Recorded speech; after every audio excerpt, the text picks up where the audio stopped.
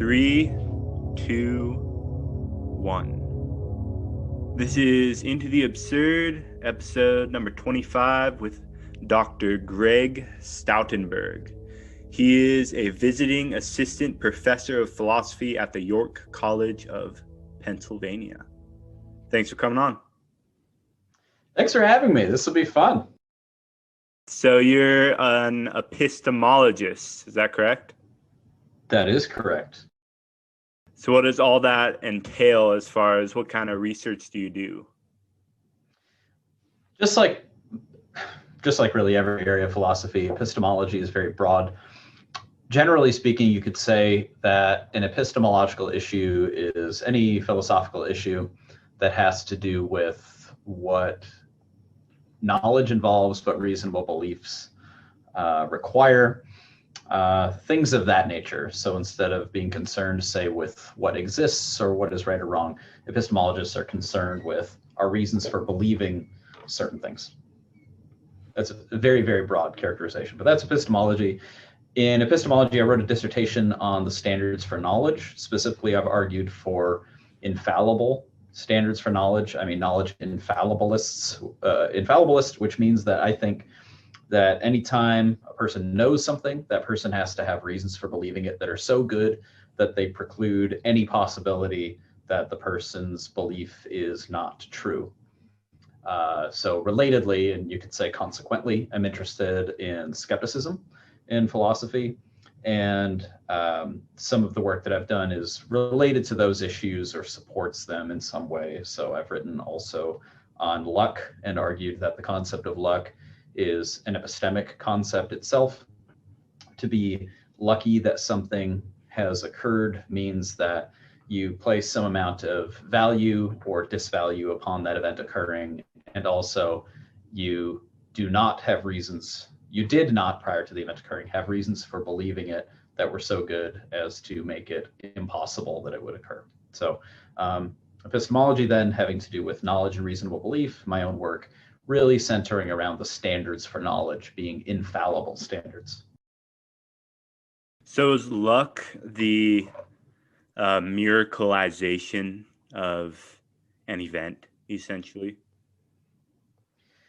Well, so the literature on luck really took off in the early 2000s when some philosophers started thinking of knowledge precluding thought experiments like the Gettier examples. And I'll say more about the Gettier examples in a second. Yeah. So wanted to say that the reason why Gettier type examples are examples where someone doesn't know the proposition in question is because their belief is true, but it's only a matter of luck.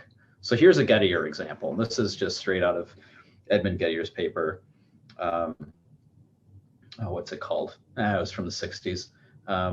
Is justified true belief knowledge? I want to say is the title of the paper. And in it, Gettier argued this way. He said, some philosophers have said that knowledge is justified true belief. And then he proceeded to give some examples where someone has a justified true belief, but it's not knowledge. So here's one. A person is in a room and is a job candidate for something and sees the man across the room take 10 coins out of his pocket and count them. Okay, so then he forms the belief that guy's got 10 coins in his pocket. And then he comes further to have the belief that that guy is going to get the job. And then he puts those two beliefs together and arrives at the conclusion, the man with 10 coins in his pocket will get the job. Well, lo and behold, you could say by luck, that man doesn't get the job. He himself gets the job, and he himself also, by coincidence, had 10 coins in his pocket. So the proposition that he ended up believing was the man with 10 coins in his pocket gets the job. It was true. He believed it, and he was justified in believing it. However, intuitively, that belief doesn't amount to knowledge. So that's a Gettier type example. And some philosophers started thinking that what goes wrong in that sort of case is that the belief that is the justified true belief is only true as a matter of luck. So there's this important disconnect between the justification for holding the belief and the belief being true. And because there's this disconnect, because it's a matter of luck, given that justification that the belief is true, then the belief doesn't count for knowledge. So that's where the luck literature really took off in epistemology. There are related questions also concerning moral responsibility as well that has to do with luck. And I guess I'll just mention one very quickly. Bernard Williams and I think Thomas Nagel wrote a couple of papers on moral luck, where they tried to argue that there are certain features in our attributions of moral responsibility that are in tension with there being luck that creeps into morality. So here's one sort of example. The kind of person that you are, the character traits that you have, the dispositions that you have, are largely the sort of thing that you don't go out of your way to have. You don't choose them. You're raised in a certain environment and it shapes you. However, the character traits that you have cause you to act in certain kinds of ways, and those ways that you act are behaviors that we do evaluate morally. So it looks like here's an issue. The end ultimate source of your choices has to do with luck, and yet we think that when something's due to luck, it can't be due to you. So for these sorts of reasons, luck has been important in philosophy for a while. I got interested in it from the epistemological side, and that's what I've interacted with in the literature. So there's a certain diffusion of responsibility when it comes to luck. Well, it seems that way, right? So here's something that in fact happens in criminal trials. Say that a person is found guilty of some crime.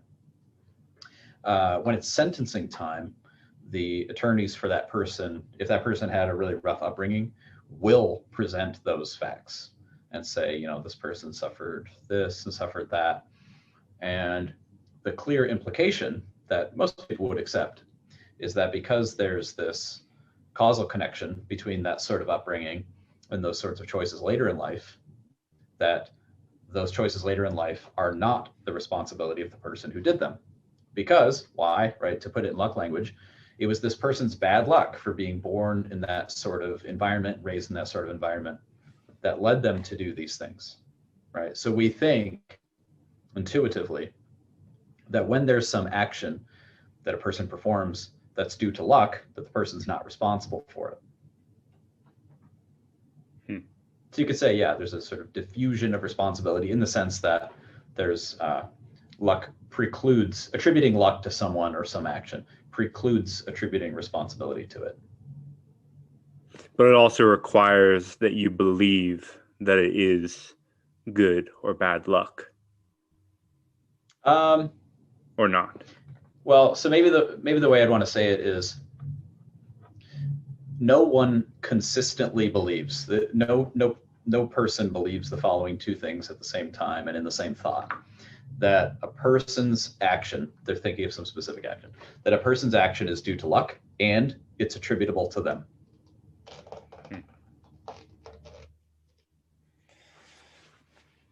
Okay, how about this? You and I go play mini golf. Yeah. And you score a hole in one. And I say, lucky shot. Doesn't it seem like I've just sort of undermined your accomplishment by saying it was lucky?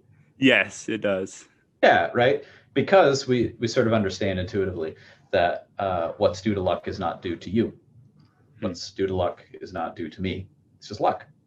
So when someone, say, calls someone out for having, quote unquote, beginner's luck, that is, yeah, at least to me, I mean, that's probably a defense mechanism because they've been playing the game for a while and someone that they just showed how to play the game just beat them. So their self-confidence just took a huge blow. So they have to say, okay, well, it's not attributed their skill. Instead, I'm just going to say, okay, well, they had beginner's luck. Yeah, you don't call it beginner's skill, or you don't say it's beginner's talent, right? Those would be praises. Those would be ways of saying that this person is responsible for this. and it's their own exemplary features and efforts that are the cause of the accomplishment. Instead, you say, that's beginner's luck, meaning, you're not so great, right? It's just a coincidence that just happened. Yeah, I mean, I get beginner's luck a lot. And I do call it beginner's luck because I have no idea how I managed to win a game of, say, pool or whatever, the first time I played pool, right? Or whatever it is, right? And I'll call it beginner's luck because the next time I play against that person, I'll fail. And I think maybe that's because I get this idea in my head that, okay, I won the first game, now I'm going to win the second game, and then I feel like I don't have to try as hard. Maybe after I call it good luck, that's possibly the reason why your performance goes down. I don't know if you've experienced anything in your research that says that once you declare that you have good luck, you stop trying as hard to get something. Well, I guess a couple things. I guess one thing I'd say as far as, you attributing to yourself beginner's luck, wouldn't it be bragging to do the opposite? Oh, hey, new friend. Yeah, I did just try this thing for the first time, but I'm so good at it that I beat you and you're an expert. I must be really incredible and talented, huh? Or you're just not very good. Right, that would be clearly insulting. So people, even very famous and very skilled people, do things like this. And they'll say things like this when they accept an award. People do this at, I don't know, Oscars type ceremonies, that kind of thing. I want to thank my mom. I want to thank my friends. They thank all these other people, might even thank God, right? They'll thank all these other people that went into it. They'll call themselves lucky. I'm so lucky that I have this kind of support. And this is a sort of, it's a humble behavior. We recognize it as a humble behavior. But think about why that is. Think about why we would think of that as a humble behavior. Here's an obvious explanation. What's due to luck is not due to you, right? What's attributable to luck is not attributable to the agent. So if the agent says it's because of luck, that's kind of a way of saying that we all understand it's not due to me, right? Look at this support network. Scholars do this in their acknowledgement sections in the beginning.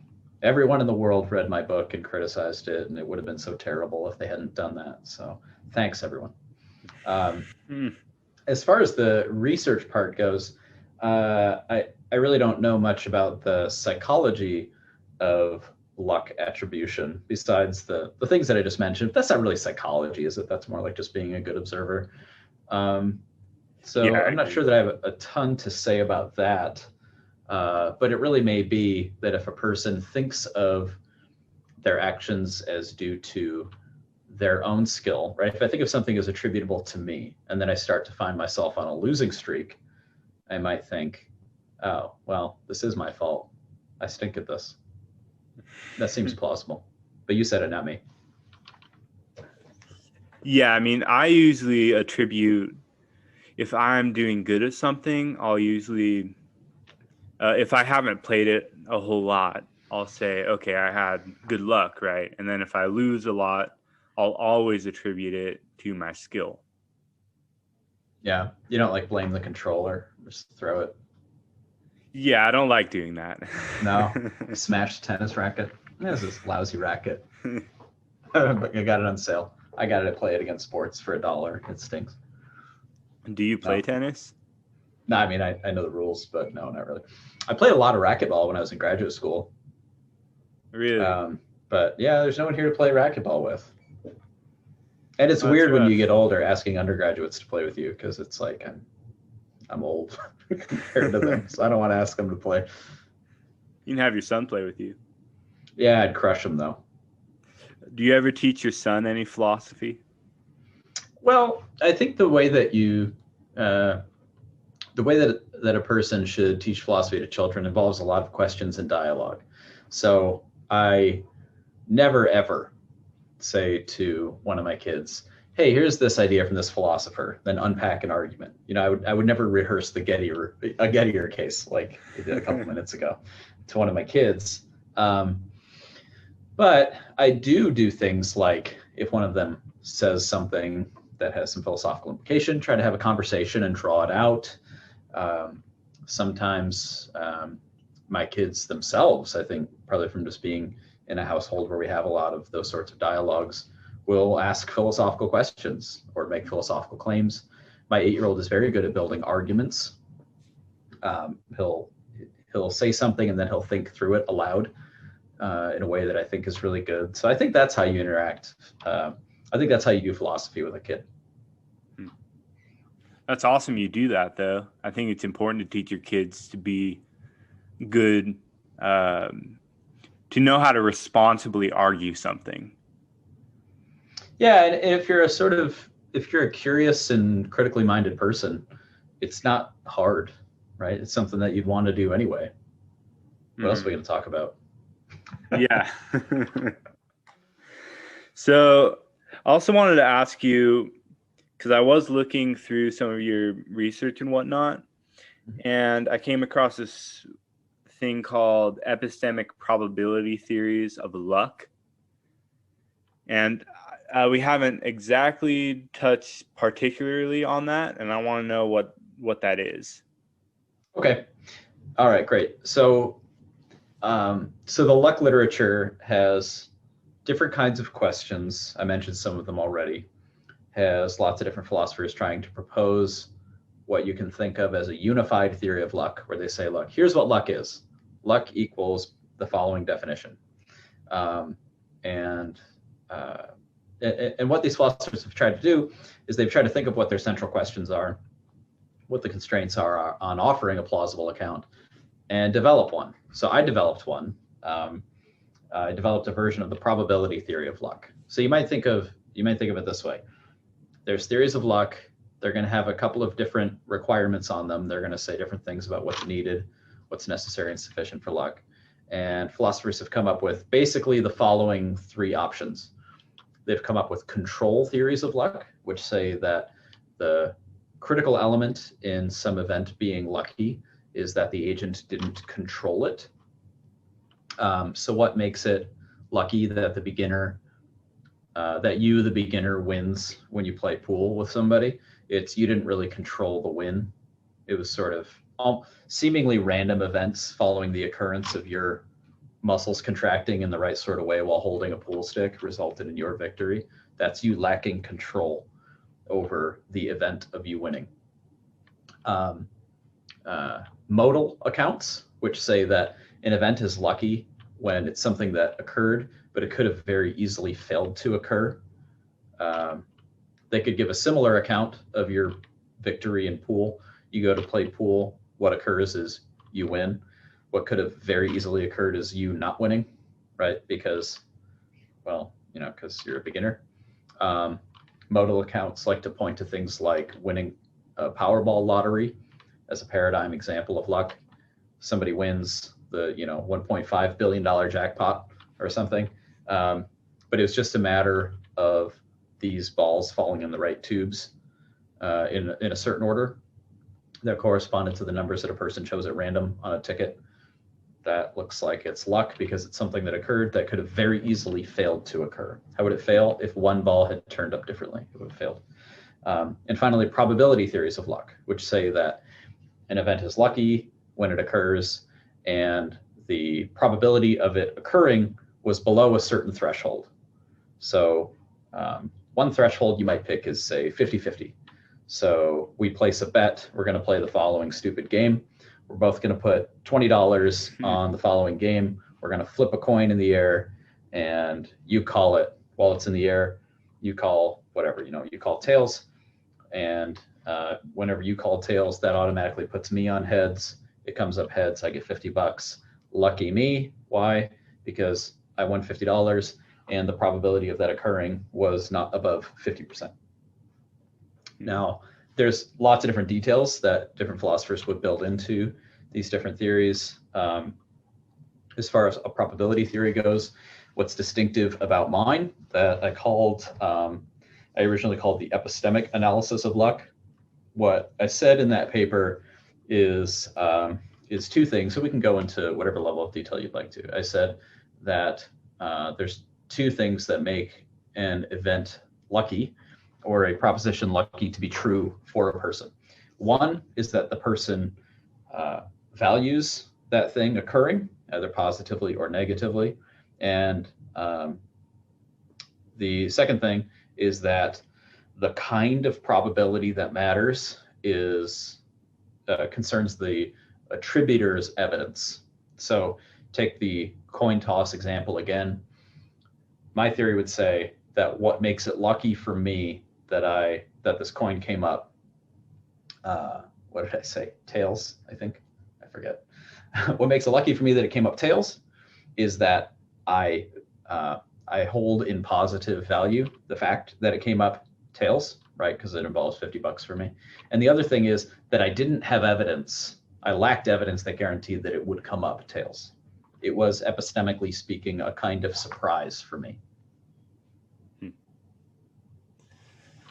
So if something is very probable to happen, but you lack the evidence of its probability, say you believe that that it's highly improbable that an event that you value will happen to you, and then it happens to you, and you believe that it was luck then.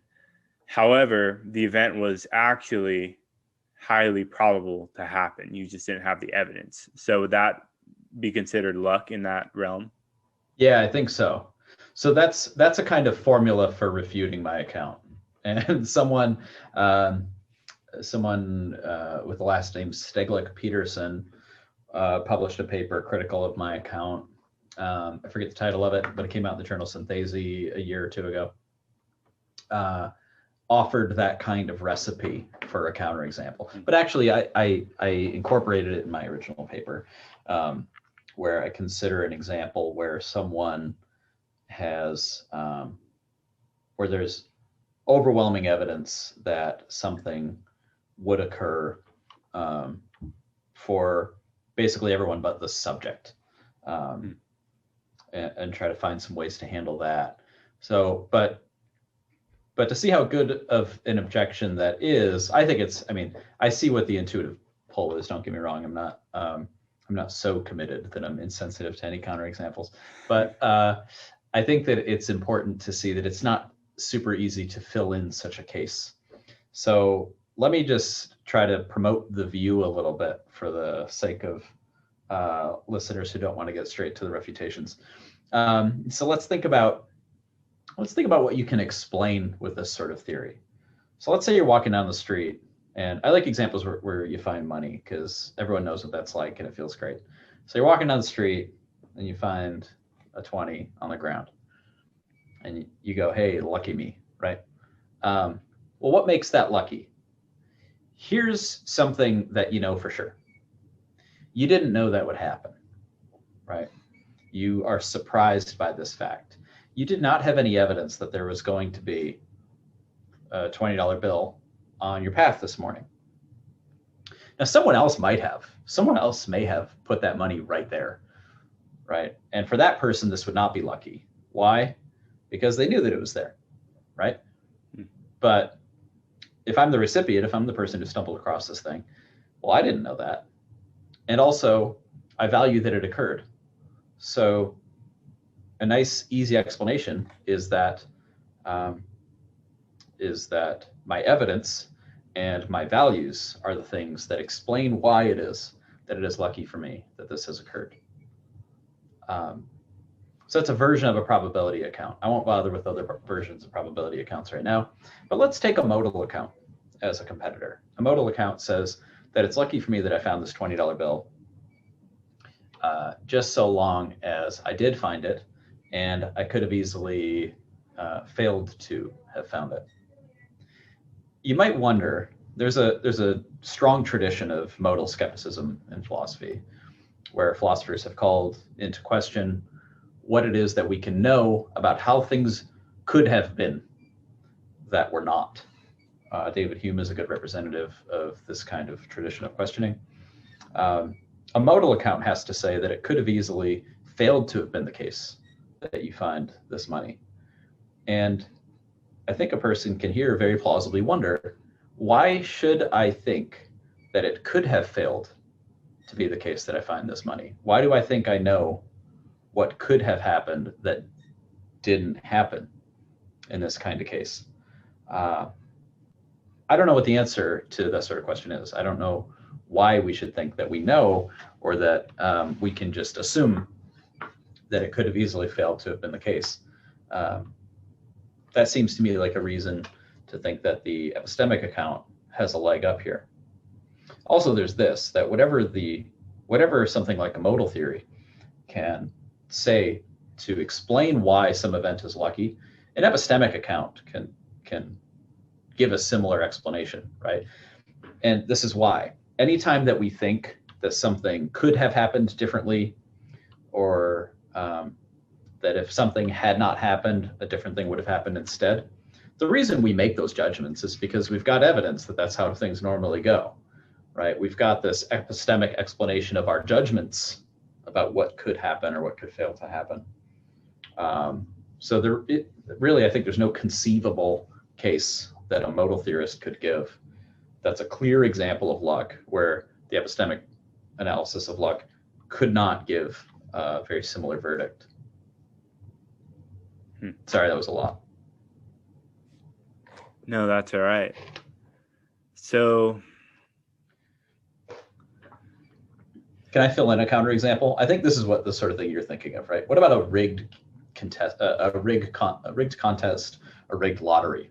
So my account is committed to the following. Let's say that there's some kind of contest, and I buy a ticket, and you buy a ticket. Lots of other people buy tickets, and your ticket wins, and you think, lucky me. Lots of people think, lucky Greg. But unbeknownst to you and to me and everybody else, the people who were conducting this lottery had already decided you were going to be the winner. Maybe they knew your number, or maybe they gave you a blue ticket and everybody else got a red ticket, and they'd already decided the blue ticket's going to be the winner. However it goes, it was rigged in your favor. That would be a case where you lack evidence that a certain outcome would occur. You value it occurring, so you meet my theory's conditions for luck. But someone might say, well, that's not lucky because it was rigged in your favor. But I feel like that's even more lucky, because if I didn't know the people who rigged it in my favor, then why, out of all the other people, was I chosen by these people to have won the lottery? Yeah, so I actually agree with you, perhaps not surprisingly. I think that even if it is rigged, that you're lucky. But we have to be careful here, because someone might argue this way. They might say, yeah, but look, you just shifted topics. The question was, are you lucky to win the lottery? And intuitively, the answer was yes. And the epistemic analysis of luck can explain why you're lucky to win the lottery. But then hold up, now we add, it's rigged. So someone might say, look, you're not in fact lucky to win this lottery because it's rigged. What you are lucky about is that someone rigged it in your favor. But now, importantly, these are two different states of affairs. One is the state of affairs of you winning the lottery. The other is the state of affairs of someone rigging a lottery in your favor. Those are different things. So I guess that makes sense, because I'm completely 100% not lucky to have won the lottery, but I am extremely lucky for it to have been rigged in my favor. Yeah, that's what the objection would say. Because there's, 100% probability that I would have won it, but there's a pretty low probability that I was the one that was chosen for it to have been rigged, unless these people were my friends and knew that I would share some of the money with them. Yeah, maybe. Right.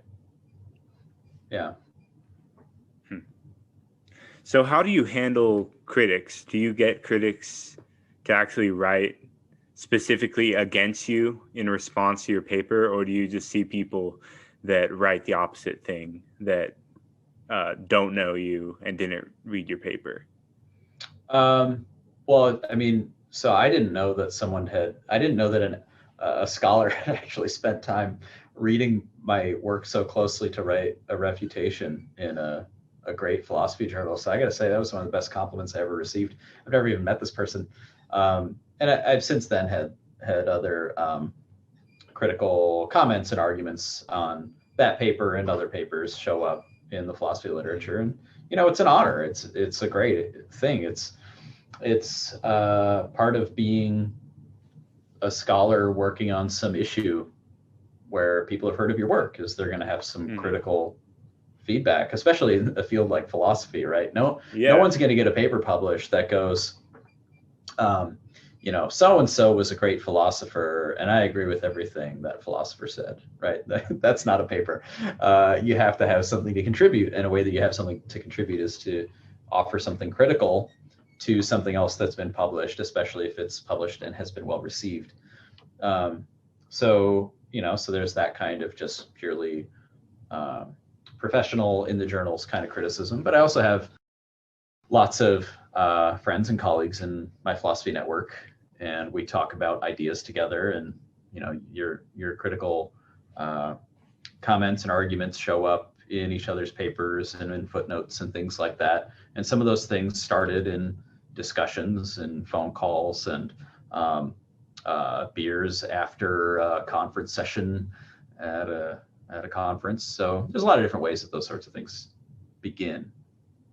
I mean, it's got to feel good for someone to have cared enough about what you wrote to have written a whole paper about why it's wrong.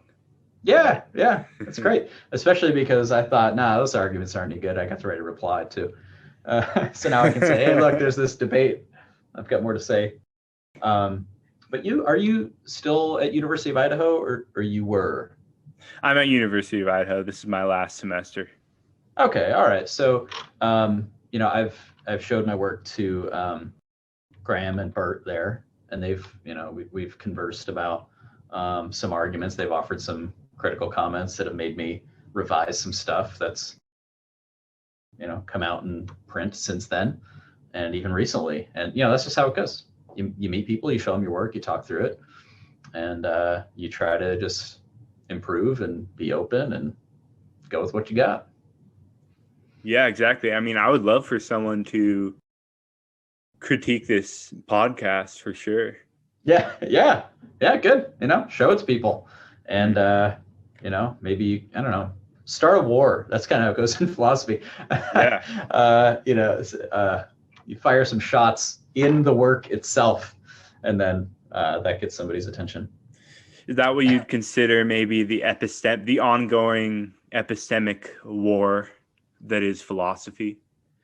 I mean, I'm playing around a little bit, but yeah. Well, so philosophy is predicated upon dialectic. Philosophy proceeds by way of dialectic. Somebody's got an idea, and somebody else recognizes both the significance and the error in that idea, right? We've got even some of our earliest fragments of philosophers who knows if they even wrote anything in Greek, right? But we've got these early philosophers saying, so-and-so said this, and I don't think it's right, and here's this argument, right? I mean, that was Aristotle's whole thing. He would always begin with like a summary of everything that Plato had said and then other thinkers had thought, and he would go, yeah, that seems plausible up to this point. Now here's a decisive refutation, and so on. But this is just how it's always been. So yeah, I think philosophy proceeds. You said, I think you said epistemic war. I guess you could put it that way, right? And say that we make progress in dialectic, and a lot of that dialectic is critical. It's adversarial in a way, but that doesn't mean it has to be harsh or rude. I've written critical arguments critical of things other philosophers have said, and I certainly don't mean it in a mean-spirited way. The fact that someone's reading your work is an honor itself. I mean, it's a peaceful war. It's like an arms race, but with knowledge. Yeah, most of the time. There's these stories about people who would get really upset with each other, and I guess, I don't know, what's the story about Ludwig Wittgenstein and like a fire poker and H.A. Ayers, I don't remember. So things can get out of hand. I've seen shouting over philosophical arguments, but I also can't help but think that's a little bit of just play. You know, you have a shouting match about modal metaphysics. No one's really got any skin in the game, so you just go ahead and get heated and know that everyone's having a good time. So you've witnessed these screaming matches before? Yeah. That's gotta be something. Post conferences, you know, it's, and among friends, I've seen that sort of thing. Sure. I've also seen people say rude things to other people.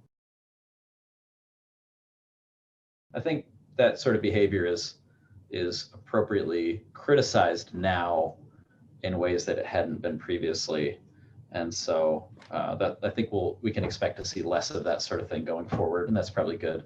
But at least among friends, yeah. So I see no reason why you shouldn't yell about arguments if everyone's, you know, into it and having a good time. So I have another question for you. Sure.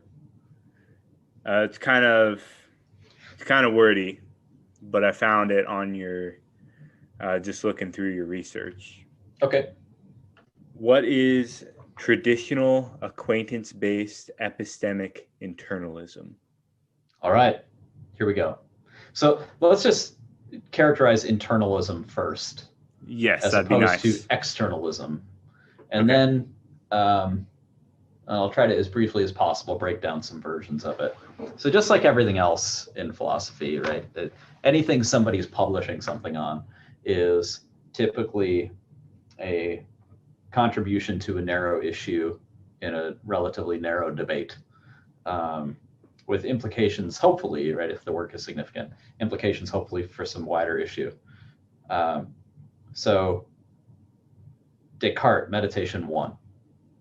Descartes says that he's found himself too often holding false beliefs, and he's tired of it. And so he comes up with a strategy so that he'll get rid of all the beliefs that could even possibly be false. And then he's going to kind of start over with the good stuff. This should all sound familiar, right? Yes. Descartes and Meditations on First Philosophy. So he says, my rule is anything that could possibly be doubted, I'm not going to believe it. I'll regard it as though it's false. And so then he goes, well, this is going to take all day if I try to go one belief at a time, right? Here's one belief. I'm talking to you. It is sunny outside. I see a Honda in the parking lot, right? I can't just do this one thing at a time. It'll take forever. So I'm just going to go for the methods. Any belief formed through the senses, beliefs formed through reason, beliefs based on memory. And anytime I find that there's some reason for doubting the reliability of one of those sources for belief, I'm not going to believe any of the deliverances of that source. So he says, I can conceive of the possibility that I might be dreaming. Anything that I experience in what I normally think is waking life could be duplicated exactly in a dream. Therefore, I can't tell the difference between when I'm dreaming and when I'm awake. When I am dreaming and I believe that I'm sitting by a fire, that belief is false because I'm actually in bed. So I should say the same thing about beliefs when I'm awake. My beliefs when I'm awake could be false. So I can't know anything in that way. I can't know anything through the senses. All right. And what he finds himself doing, and there's more skeptical arguments that follow that, but what he finds himself doing is going, I cannot find any grounds in experience, in sensory experience, in memory and reason. I can't find any grounds at all for holding to the belief that that any of my belief sources are accurate. I don't have anything like that. So this is what he's doing. He's looking for grounds for belief that are internal. He's looking for something in his mind. He's looking for something in experience. And as we know from the rest of the meditations, he eventually thinks that he's found it in this rule about what's clear and distinct. He'll believe what's clear and distinct. So he's looking, you could say sort of metaphorically, he's looking inward. He's looking internally. This is internalism. So internalists want to say that what you are reasonable in believing or what you can know depends only upon what is internal. Okay. Now, in contrast, some philosophers, really, this is a more recent view, have been externalists, and they've wanted to say things like this. If your senses, in fact, are reliable, even if you can't prove they're reliable, but if they, in fact, are reliable, then when you believe what your senses represent to you as being the case, then that's a reasonable belief. So an externalist could have said this to Descartes. Descartes, I know you're trying to find a reason why you should think that your beliefs based on the senses couldn't be wrong, but just forget about that. You're never going to find that. You're going to end up a total skeptic. Instead, here's a new theory, okay? If your senses, in fact, represent to you the world the way that it really is, so when it seems to you that, when it looks like you're sitting by the fire and that representation is true, then that's what it takes to know there's a fire, okay? You don't need to be able to prove that your senses are reliable. That's externalism. So externalism is going to kind of bypass a lot of these skeptical worries. Okay, so we've got internalism that says that knowledge, justified belief, is always based exclusively in what's available internally. Externalism says you don't need that. You can have knowledge, you can have justified belief by way of sources that are just reliable, that track the world the way that it really is. Okay, I mean, broad brush. What's that? You need externalism in order to get anywhere in the world in the first place. I mean, in order to build cars, in order to have any of the technology that we have, you need some sort of foundational external beliefs in order to function in the world. Well, so externalists will say, one argument given for externalism is that it's the only way to avoid skepticism. Now, if that argument is any good, it requires that internalism is not a way to avoid skepticism. So many internalists have tried to say that their view can avoid skepticism. If those arguments are good, then the externalists claim that their view is the only way to avoid skepticism is false. But it is definitely something that's sort of widely held among a lot of epistemologists. So now let's just think of this internalist idea, right? So, you mentioned acquaintance internalism. There's different versions of internalism. And I almost stated one when I was trying to explain externalism. That would have been confusing. So here's one view that's come to be known as phenomenal conservatism. This doesn't mean awesome conservatism. It means conservatism about how things appear to you. Michael Huemer is well known for this view. He says that when it seems to you that P, for whatever proposition P, when it seems to you that P, that constitutes a reason for believing that P, that justifies you in believing that P, unless you have reasons to doubt that P. So here would be an example. It seems to me that there is a Honda in the parking lot. Now, according to phenomenal conservatism, that gives me some justification for believing there's a Honda in the parking lot. If I'm the victim of a Descartes type scenario where things seem to me to be a certain way and they're really not that way, and so my beliefs are false, I would still, according to phenomenal conservatism, have some justification for believing that there is this Honda in the parking lot. So this is a way you can be an internalist without being a skeptic. Acquaintance internalism is kind of closer to what Descartes had in mind, I'd say. Acquaintance internalism says that anytime you have justification for believing something, at least when you, let me start that over. Acquaintance internalism is a foundationalist view. So it combines foundationalism, which says that all justification either is foundational or ultimately derives from some kind of ground level foundation. That's the foundationalist part. We can talk about that more if you'd like to. And the acquaintance part of acquaintance internalism is that foundational justification has to do with what you're acquainted with. So, for example, if I have foundational justification for believing that that I see something that's rectangular, then what that requires is that I'm acquainted with something rectangular. I'm acquainted with my thought that something appears to be rectangular, and I'm acquainted that those two things match up. The fact and the thought match up. Now, this idea is not due to me. My dissertation advisor, Richard Fumerton, has published a ton on this. He's a very well-known acquaintance internalist, as actually are other people on my committee, Evan Fales, Ali Hassan, predecessors in the Iowa philosophy department like Gustav Bergman. Bertrand Russell was an acquaintance internalist. He talks about the acquaintance theory of justification, not exactly in that terms, but he talks about it in the Problems of Philosophy, which he wrote in, I think, 1912. There's a tradition of this. Okay, so this is one version of internalism. So I guess to try to break it down, boil it down a little bit, acquaintance internalism is modern day Descartes epistemology. You could kind of think of it that way. And acquaintance internalists think that their version of internalism is preferable to phenomenal conservatism and other versions of internalism like evidentialism. But it gets technical beyond here. So so let me know what you want to do. So your Honda in the parking lot, Yeah. You see it, and because you see it, you have justification for believing that it's there. But you don't necessarily have justification for whether or not it's there in the dream world or there in reality or there in a hallucination. So something that's going to be common to, now, okay, let me start the sentence over.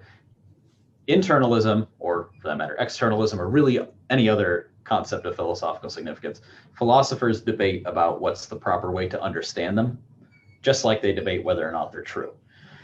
I'll just state that any version of internalism worth taking seriously as like this counts as internalism is going to say that the kind of evidence that you have, or the kind of reasons you have for believing anything, you'd have the same reasons whether your beliefs about the world are accurate or not. So if you're in a dream scenario or an evil deceiver type scenario, also like Meditation One, if you're in that kind of scenario versus the world is just how you think it is, in those two scenarios, you have exactly the same reasons for believing things, exactly the same justification.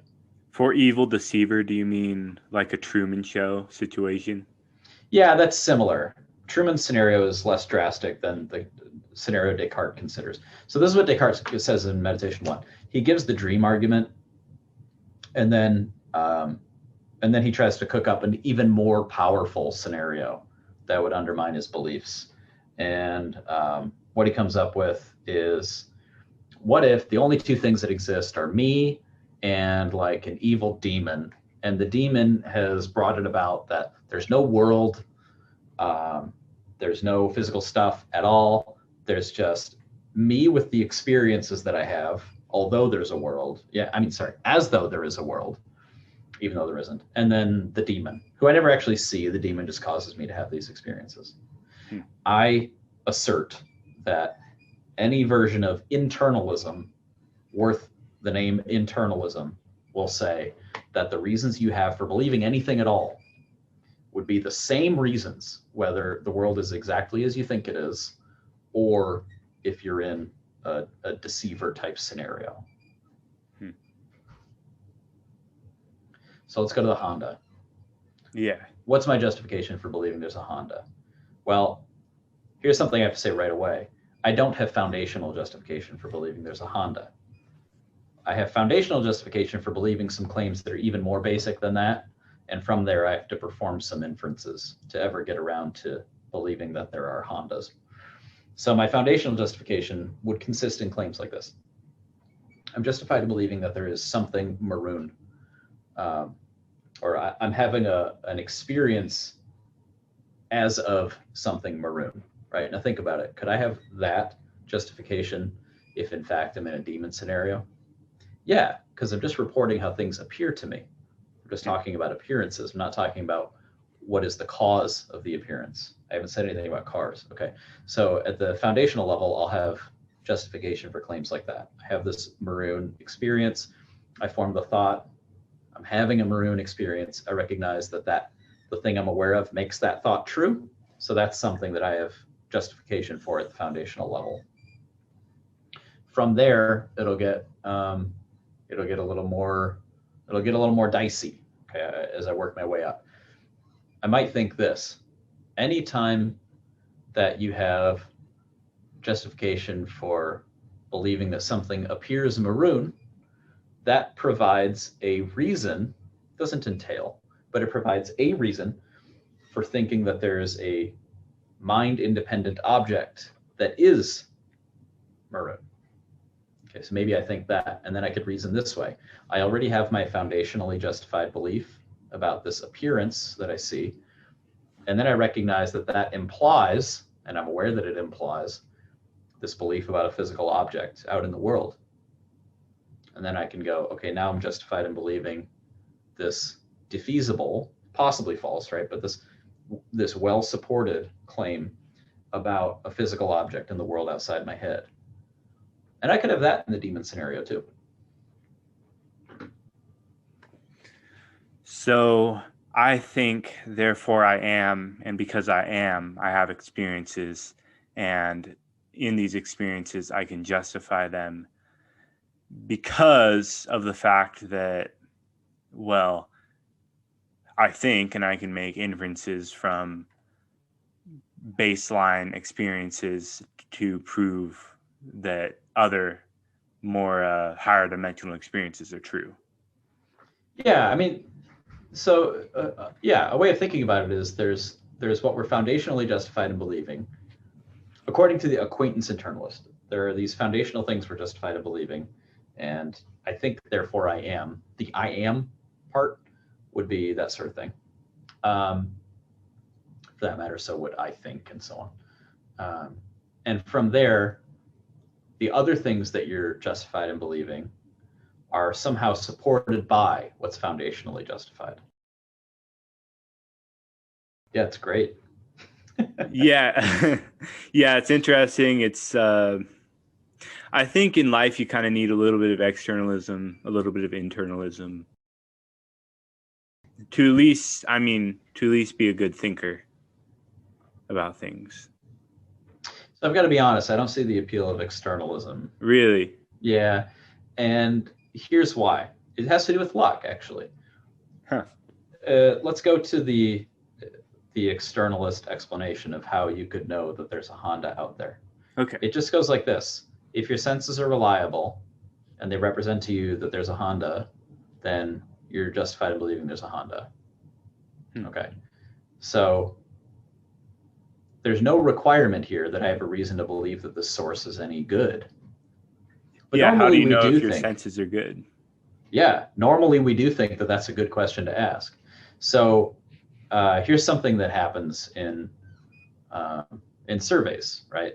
People who conduct surveys, the headlines in the news never bother going into this, but people who conduct surveys put an enormous amount of work into justifying that the methods that they use are good methods. They put an enormous amount of effort into showing that when their survey results represent things as being a certain way, that's a good reason to believe that they are that way. Okay.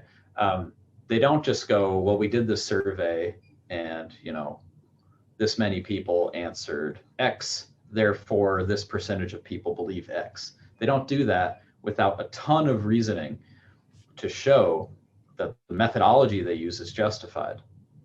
Now, that's normally what we think is the requirement on good reasoning. Externalism pretty much says that when it comes to, because we need to avoid skepticism, when it comes to things like beliefs based on the senses and memory and so on, just get rid of that requirement. I would call that ad hoc. You're looking for an unprincipled exception to standard practice, to standard scientific reasoning practice. So being an externalist might be a good way to be, say, an engineer, but not to be someone who really wants to find truth in the universe. Well, yeah, I mean, so, okay, I'll be the externalist engineer. Okay, so here, I used some formulas and it told me to follow these principles when I build a bridge. And then you ask me, why do I think ask me why I think those principles are the right ones to follow. And here's what I'll say. Ready? What? I don't know. but they're right. Satisfied? You shouldn't be. I wouldn't go on that bridge.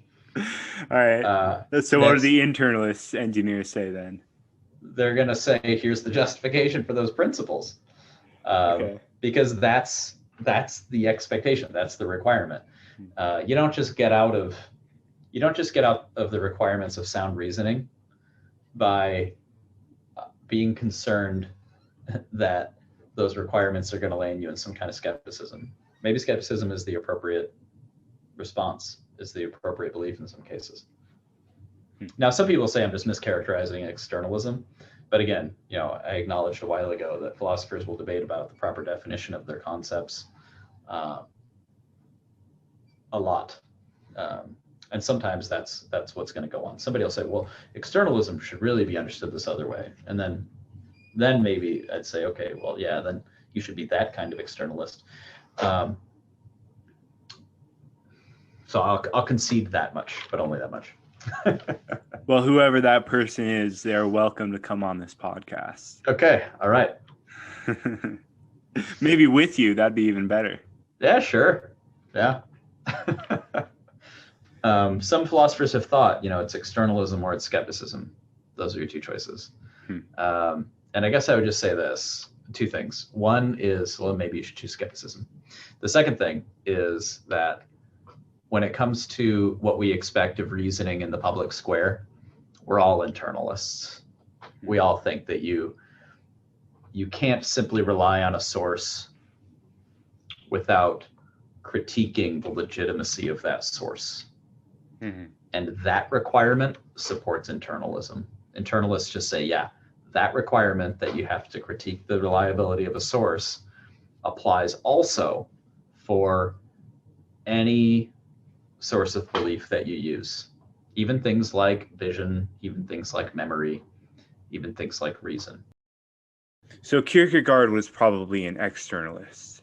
You'd have to tell me. I don't know anything about him. Yeah, well, he was he was just all about faith. Okay. And he kind of argued the philosophy of faith in the realm of existentialism. Okay. And that, this world is absurd. It might be meaningless, and I might be looking for meaning for no reason, despite the universe's apparent meaninglessness, right? But he said, okay, well, despite all that, I'm just going to have faith that there's meaning, whatever, right? Yeah, that sounds externalistic. I'm going to, if I'm understanding the idea correctly, it's like I'm just going to trust this source that I call faith, even without any reason to think that faith is like a useful or reliable guide to forming beliefs about the world. Yeah, that sounds externalistic. But also, so I think I have heard this about Kierkegaard, you have to tell me if this is right or wrong, that he held that faith is fundamentally irrational.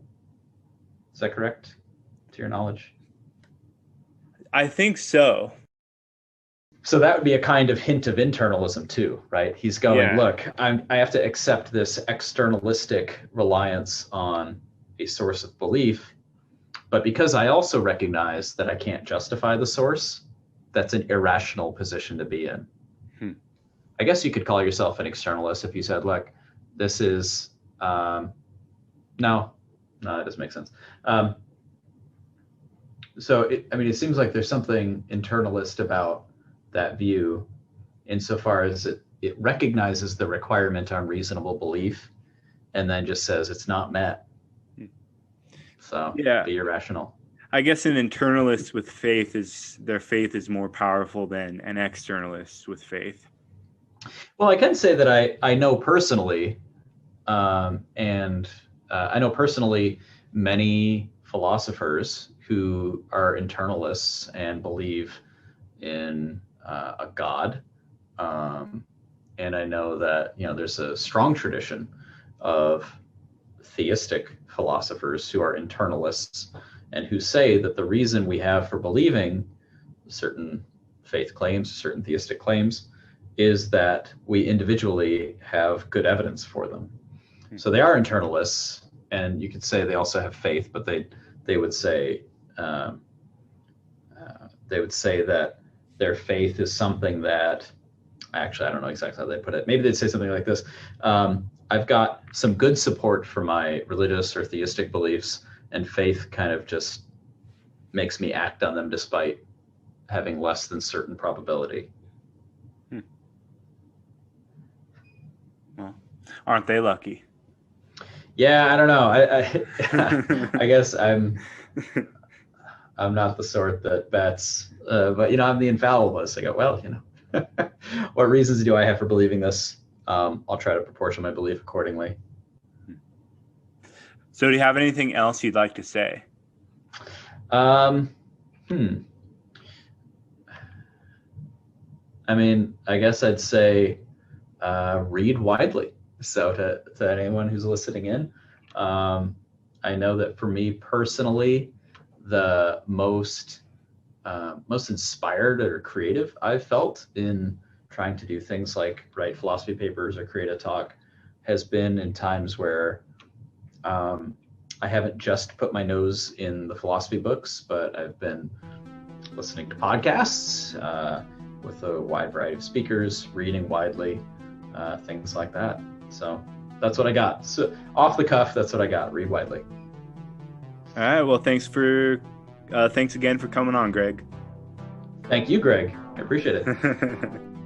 All right. Well, if you think you are, maybe. That is Into the Absurd, episode 25 with Greg Stoutenburg. Thank you for listening.